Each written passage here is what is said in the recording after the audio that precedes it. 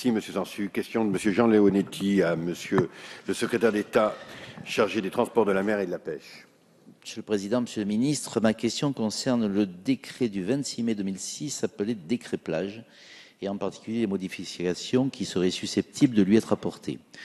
Vous le savez, la ville d'Antibes, Jean Lépin, respectueuse du droit, depuis 2 ans, a initié une démarche avec l'État afin d'obtenir une nouvelle concession et d'appliquer le décret plage. Et elle a donc engagé une procédure de délégation de service public, comme la loi l'indique. Or, en cours de procédure, votre prédécesseur, Monsieur le Ministre, a indiqué que des modifications seraient apportées à ce décret, propos qui a été confirmé publiquement en 31 octobre 2014 par le sous-préfet de Grasse lors d'une réunion publique avec les professionnels du tourisme au Palais des Congrès d'Antibes-Juan-les-Pins et par vous-même à l'occasion des rendez-vous que vous avez accordés à des représentants de la profession au ministère des Transports, de la Mer et de la Pêche. J'ai donc, sur le fondement de ces affirmations successives, délivrées par les autorités de l'État, fait déclarer sans suite par le conseil municipal les différentes procédures de délégation de service public afin d'éviter évidemment que des modifications interviennent et que les procédures contentieuses viennent alourdir la procédure. De plus, Monsieur le préfet des Alpes-Maritimes, que j'avais saisi, me dit dans un courrier du 6 janvier 2015 qu'il ne dispose à ce jour d'aucun élément précis et que les modifications envisagées ne seraient que des adaptations à la marge portant principalement sur les critères d'ouverture élargis et m'invite donc à relancer immédiatement les procédures de délégation de service public. Face à ces incertitudes et plutôt à ces incohérences, je vous demande de bien vouloir m'indiquer sur quelle base la commune d'Antibes doit relancer une délégation de service public. En particulier, va-t-il y avoir une modification du décret plage ? Est-ce que c'est sur les périodes d'exploitation? Est-ce que c'est sur la démontabilité des installations?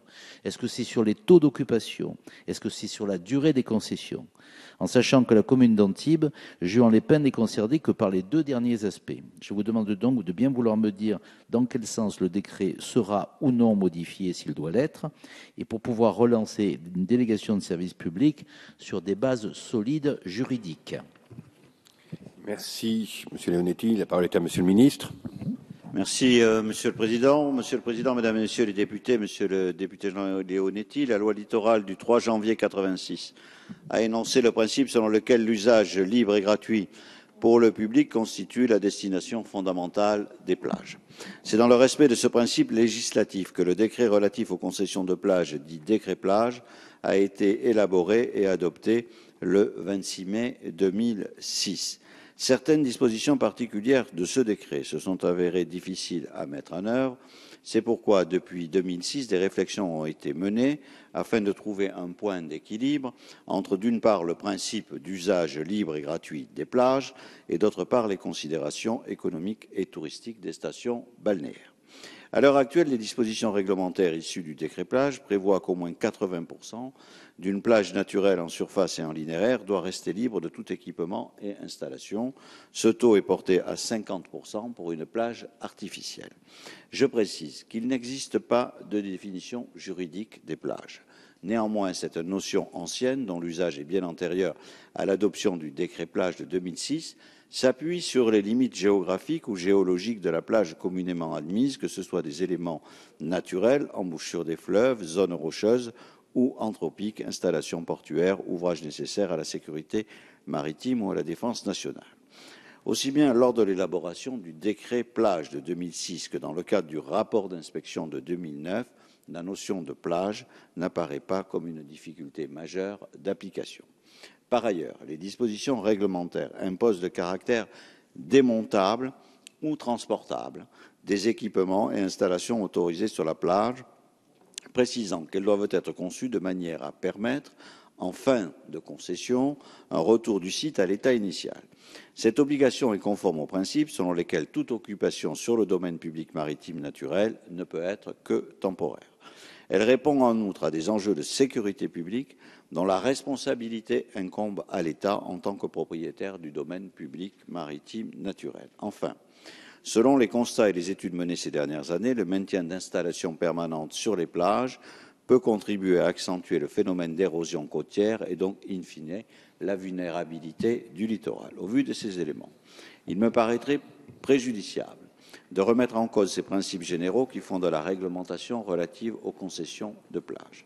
En revanche, je ne suis pas opposé à ce que des ajustements y soient apportés. À cet égard, la question des établissements qui ont été construits antérieurement à la loi littorale et qui présentent un intérêt patrimonial avéré pour les installations balnéaires des 19e et 20e siècles pourrait ainsi être traitée dans le cadre de ces ajustements. De même, la pertinence des seuils en dessus desquels il est possible dans certaines stations de maintenir toute l'année les installations ouvertes et en place pourra être réexaminée. Il en est de même du mode de calcul du taux d'occupation de la plage qui pourrait exclure certains équipements d'intérêt collectif. Ces travaux sont conduits en concertation avec les représentants des acteurs socioprofessionnels et des élus intéressés et dans le respect du principe général de libre accès aux plages auquel nos concitoyens sont légitimement très attachés. Merci, Monsieur le Ministre. Monsieur Leonetti. Monsieur le Ministre, je vous remercie de votre réponse, qui est un rappel de la juridiction actuellement en cours et qui, en même temps, n'ouvre que des pistes. Donc, vous ne me répondez pas à la vraie question. Est-ce qu'on laisse les choses en l'état ? Et donc, si on laisse les choses en l'état, on se met dans une situation évidente de non-droit, parce qu'il y aura des occupations sans droit ni titre du domaine public maritime. Et si je relance une délégation de service public, compte tenu des modifications que vous envisagez sur le décret plage, elles seront caduques et elles pourront être attaquées par l'ensemble des délégataires qui considéreront à juste titre qu'elles ne correspondent pas au cahier des charges du décret plage ainsi modifié. Donc, nous sommes dans une situation d'incertitude juridique.